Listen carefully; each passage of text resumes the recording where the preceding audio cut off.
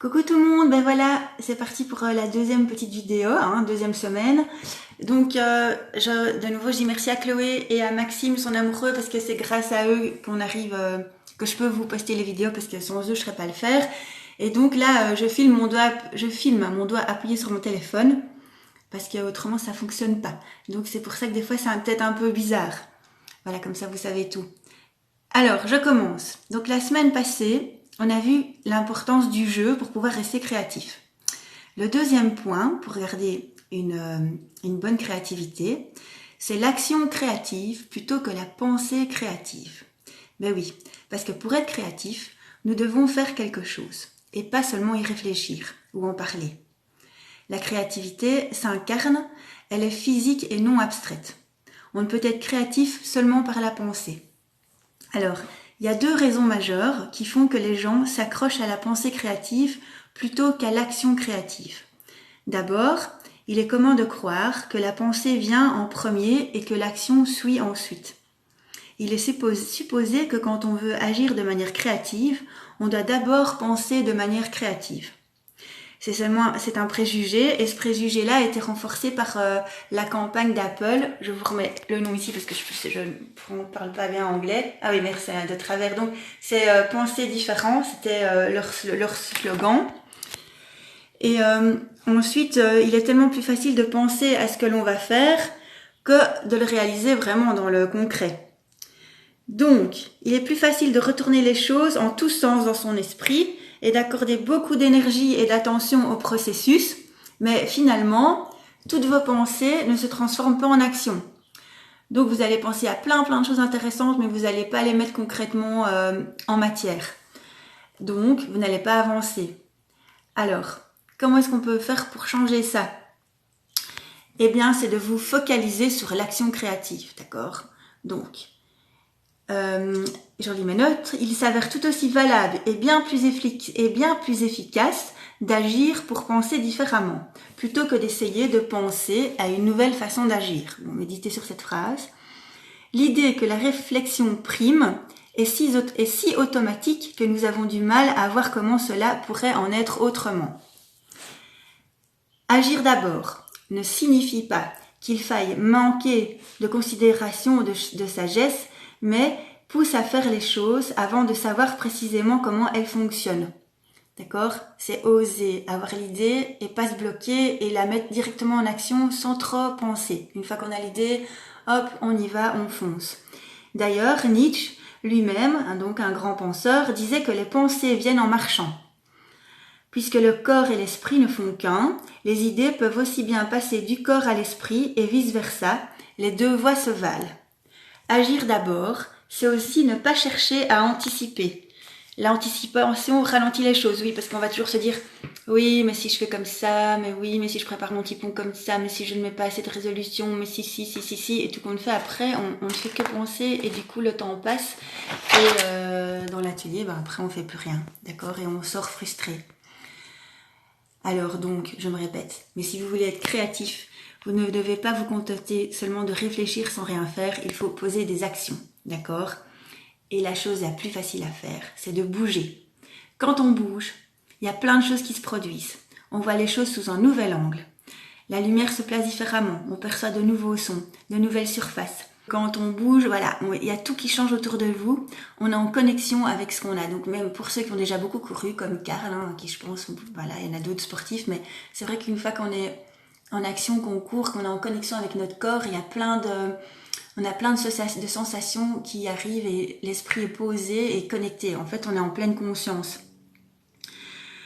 Donc, notre environnement interne change. Un changement de posture entraîne aussi un changement de perception. Ça, ceux qui font du yoga, comme Isabelle, à mon avis, le savent bien.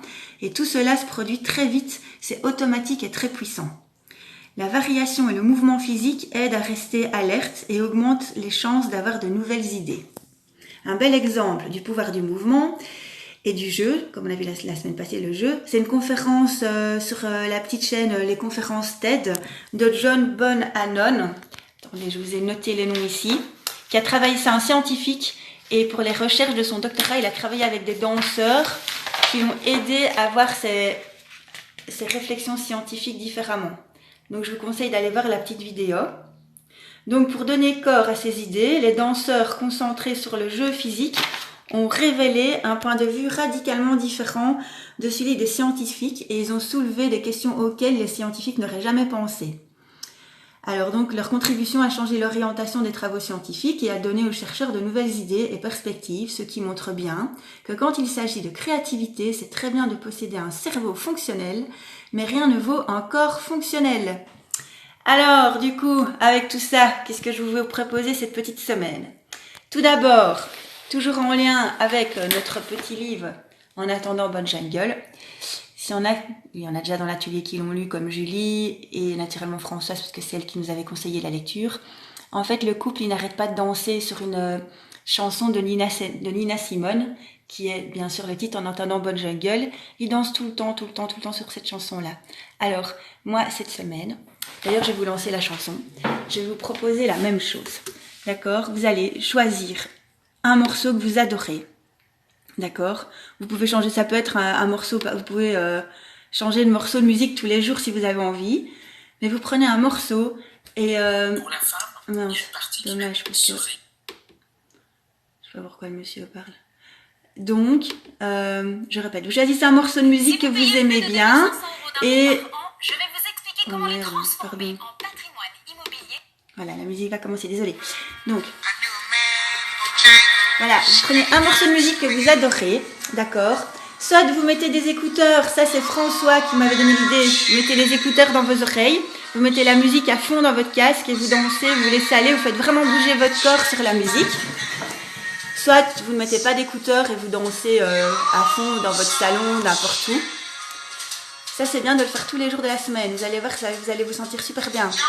Deuxième chose, si vous vivez avec quelqu'un, voilà, ou un petit garçon, et ben hop, vous prenez votre enfant, votre amoureux, et vous dansez aussi 1 ou 2 morceaux par semaine, enlacés ou rock, tout ce que vous voulez. Mais vous bougez sur la musique, d'accord ? Voilà les 2 propositions. Autre proposition, c'est mettre vos baskets. Voilà, moi ce matin je suis encore allée courir 14 km. Sortez, bougez, marchez, essayez de courir un petit peu, enfin, mais vraiment bougez. Et la troisième proposition, donc là, qui est plus créative, je vous montre. Là, c'est pas facile avec mon doigt sur le truc. Vous prenez une grande feuille et que vous divisez en 4 parties, d'accord ? Donc vous faites sur votre feuille 4 carrés, rectangles. Sur le premier à gauche, c'est comment je me sens aujourd'hui. Donc vous écrivez tout ce qui sort, comment vous vous sentez aujourd'hui, d'accord, le jour où vous le faites. Sur le deuxième, vous faites un dessin par rapport à ce que vous avez écrit, par rapport à comment vous vous sentez. Sur le premier en bas à gauche, vous faites un collage avec des images et des mots comme vous aviez dû faire la semaine prochaine. Et sur le dernier petit rectangle, là, vous faites une conclusion de tout ce qui est sorti de ces éléments-là. Voilà tout le monde, plein de bisous, vous manquez fort et à bien vite, des bisous et n'oubliez pas de continuer à faire vos photos et de les envoyer jusqu'au 27 juin. Bisous et encore merci à Clo-Clo, bisous.